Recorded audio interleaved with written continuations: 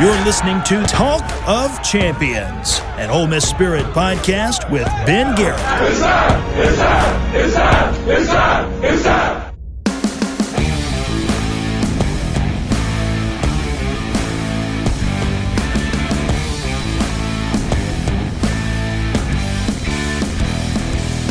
Welcome in to Talk of Champions on this Thursday, August 29th, 2024. I'm Ben Garrett, at Spirit Ben on Twitter. I write for the Ole Miss Spirit, OleMissSpirit.com, and Affiliate on 3. And that's my man right there. That's Big Powe. That's Big Powe. It's Jerrell Powe, former Ole Miss defensive tackle, 08, 09, and 10. Hey, buddy, what's up? What's up, Ben? How you doing, boss? Good. I'm good. You look good, man. You look like you're game day ready, bro. You look like you got some gains in. I've been trying, been in the gym. I can be a little bit more consistent, but trying to stay on top of my health. All right. How can you still like get up some weight like the old days? Like really push it up?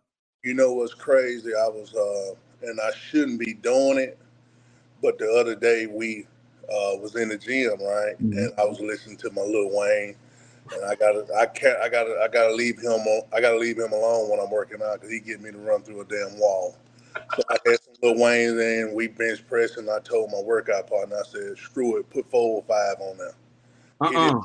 Hit it for 3, then hit 425. I said, that's enough. I sent it to my old D-line coach in Kansas City. He snapped on me. He said, what the f you doing, JP? You know you don't supposed to be doing that much weight. You're not in shape like that. That's not good on your heart. But I was feeling it. But I got up to 425, hit it for 3 easy reps the other day. 425 means you could still put. I mean, you could push some folks around. I got the video. I sent it to you after the interview. Yeah, like you could push some folks around on an offensive line if you needed to. I'm just saying. It's still in there. It ain't. I'm saying. I mean, I'm looking at you. I'm like, dang, Poe, are you aging in reverse? We should be like you Benjamin Buttoning it, bro. Like this is crazy. But how you been, man? It's another game week for Ole Miss football, and everybody loves Poe, and they get excited this time of year, but nobody gets as excited as you, man. How fired up are you? Definitely excited, man. This is, of course, I mean, everybody know this is one of the best teams we got going into the season.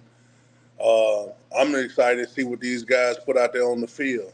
I mean, it's a lot of hype. I've been talking trash all summer to all my buddies. You know, being top 10 going into the season is definitely an incredible feeling, man. So I'm excited for the program. I'm excited for the school.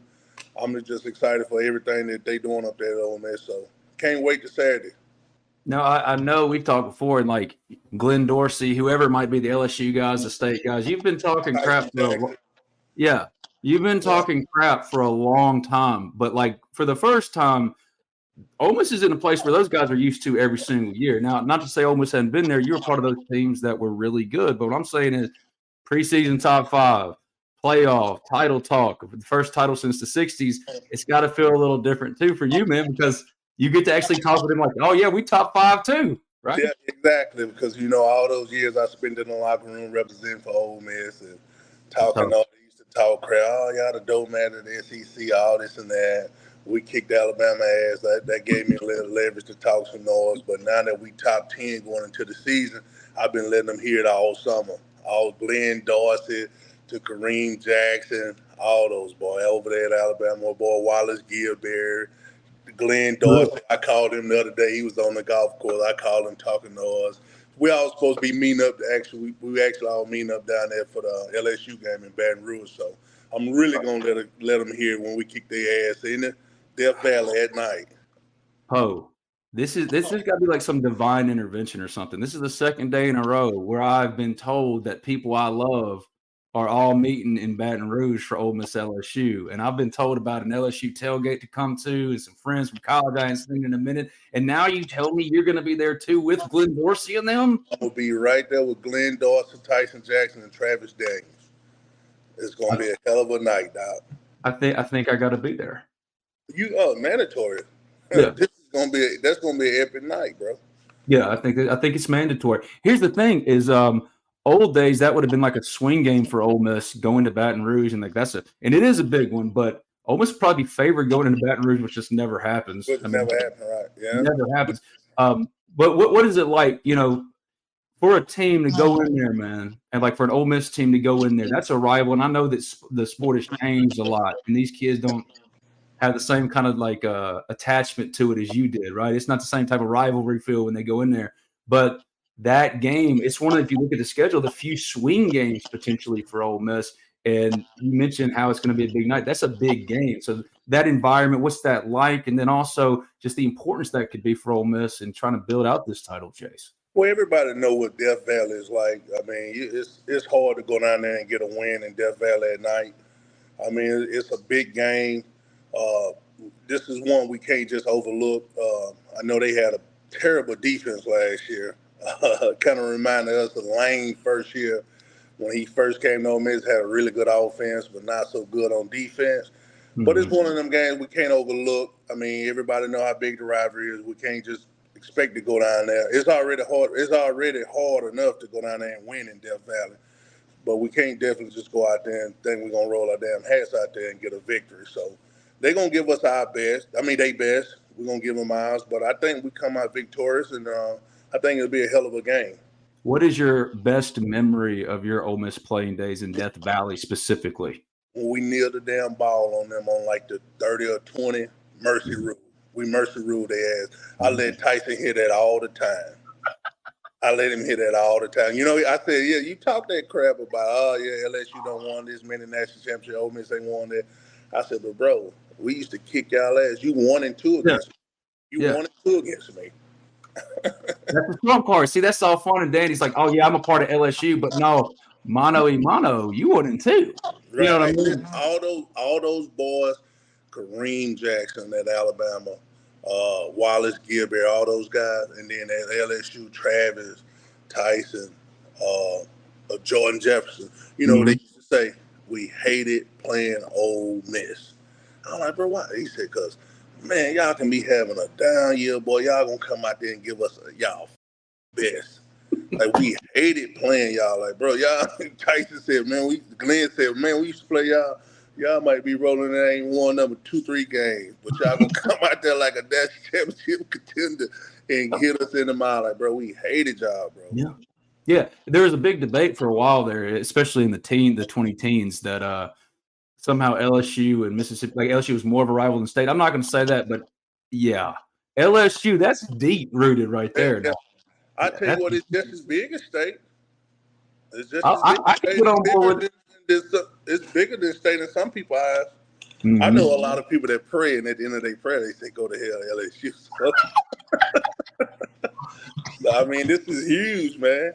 And that's what I'm saying, man. And to think about Ole Miss and where it is competitively, especially with an LSU who is now a contemporary in the modern era of college football, not the Goliath to conquer for Ole Miss anymore.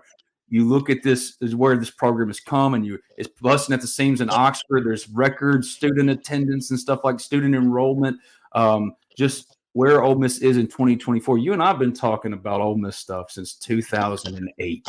All right.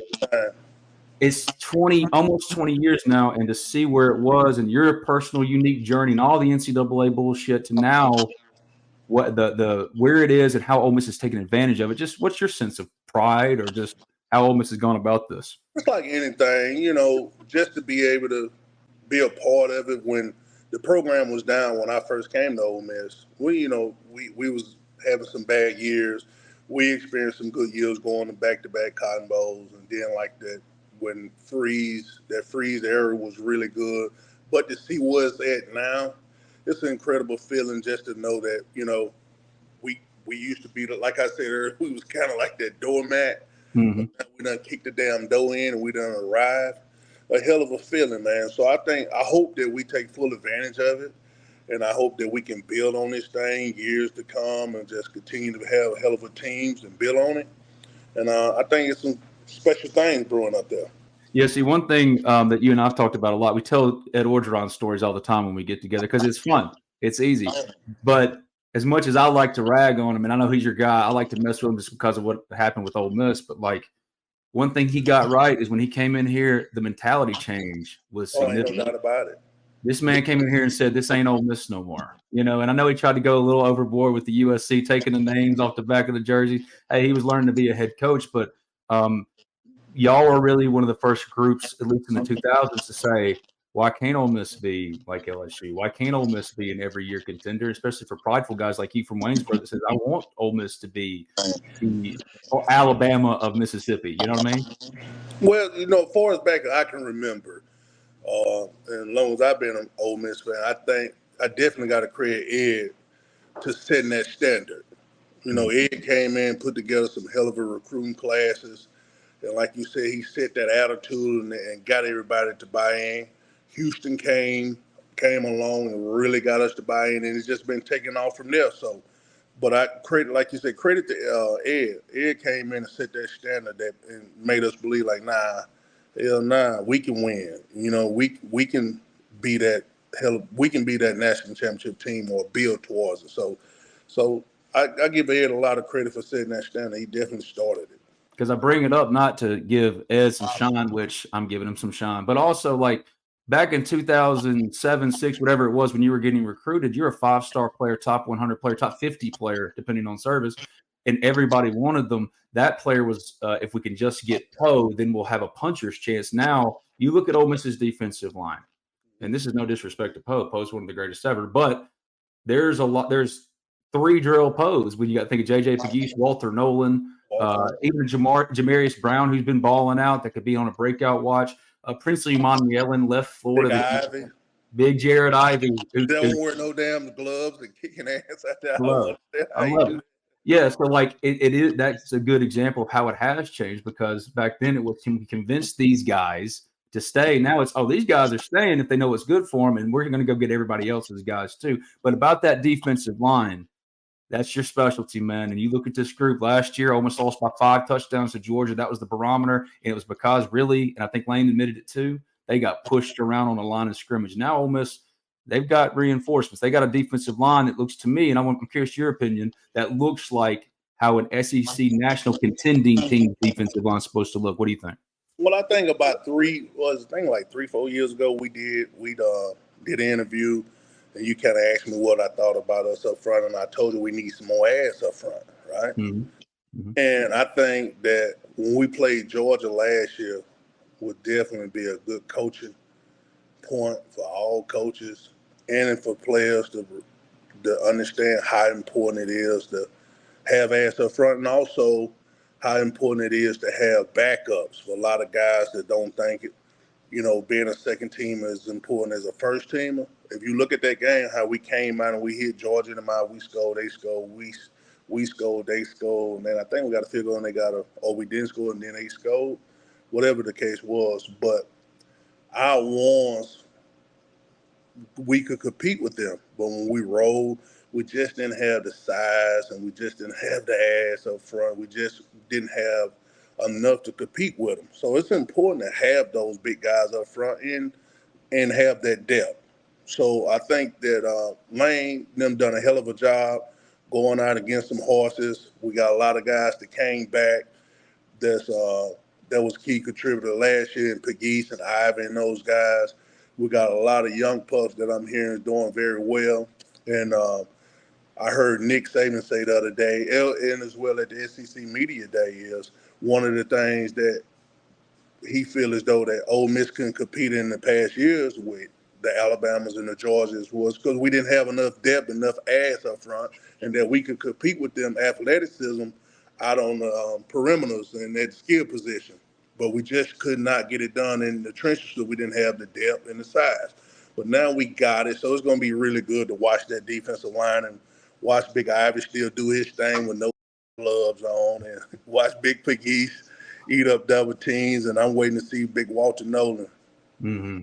I'm waiting to see them. Now, I've seen a lot of highlights. I didn't get a chance to get up for camp. I was planning on to, but didn't get a chance to make it. But I was out there this year too, man. We could have hung. And I wanted like Poe's take when Walter Nolan's like one arm and throwing a 6'8" Julius Buelo. It was insane, bro. I seen him long arm somebody in pass rush. Crazy. On the Instagram site, Ole Miss Instagram site, and I'm like, man, this guy is a beast.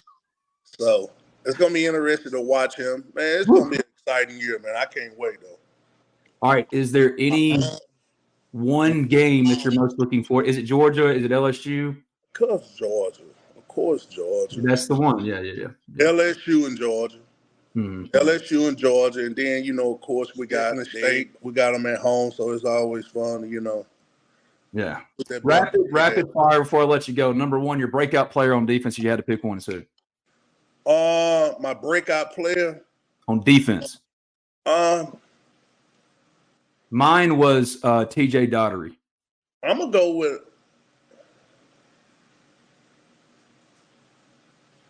with Perkins. Hell yeah. I'm gonna go with Perkins because we got a lot of ass up front, and his athleticism. I think that he gonna fly around and make a lot of big time plays.